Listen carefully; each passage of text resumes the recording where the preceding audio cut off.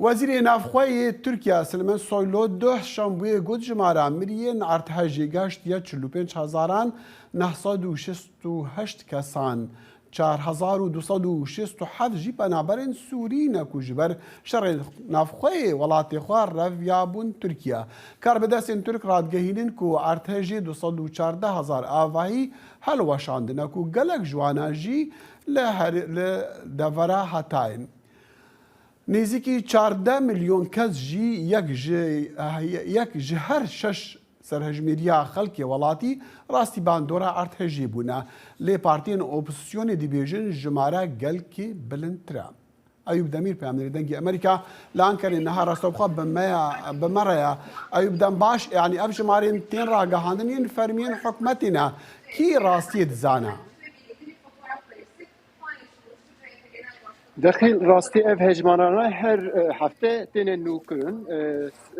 وزیر این کارن در سلیمان سویلو جی جخوا ده دیار کر گوت کو yani 45,000 نزدیک 46,000 کس آنها دوی ارتجی دا جیانا خو جدستانه لی عالی دن دا جی راستی هن لیکولین دن جی هنه yani یه نه فرمی یه نه رسمی لوانا دوی دری دا جی yani رخستنین کو لوی دری کار دکن آنجی لیکولین دکن او دویجین کو آواهی کو هاتنه هلوشاندن تواهی گاوا مرو بده بر جوانا هجمار مریان جسد و 50,000 بگه حتی 200,000 جی دبه کو زیده ببه دیسا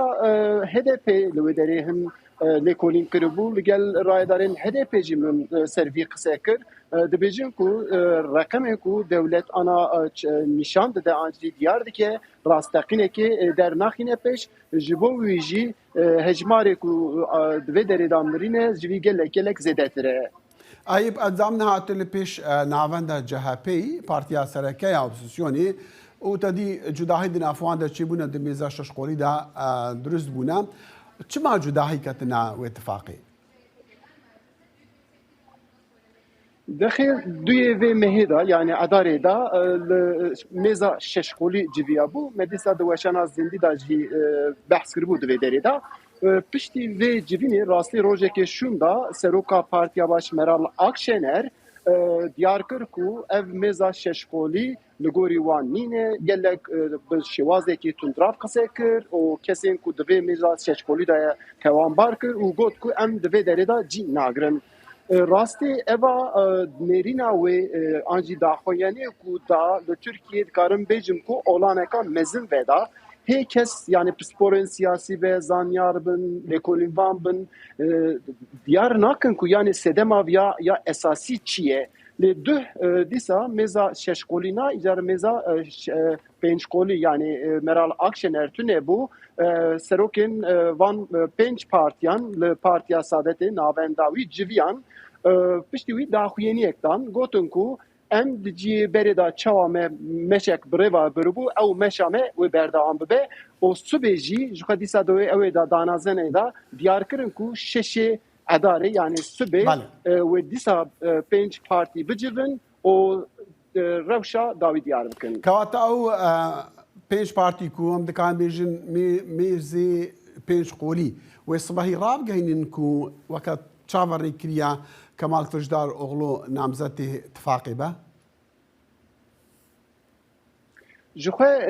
dema Meral Akşener dest jê ber nedabû li wê derê jî ev dîrok diyar kiribûn. Yani dibin wê ew ê da xeta destxeta Meral Akşener jî heye. Lê subê ev civîn wê çê bibe Akşener wê cî negire pênc partiyên din wê cî bigirin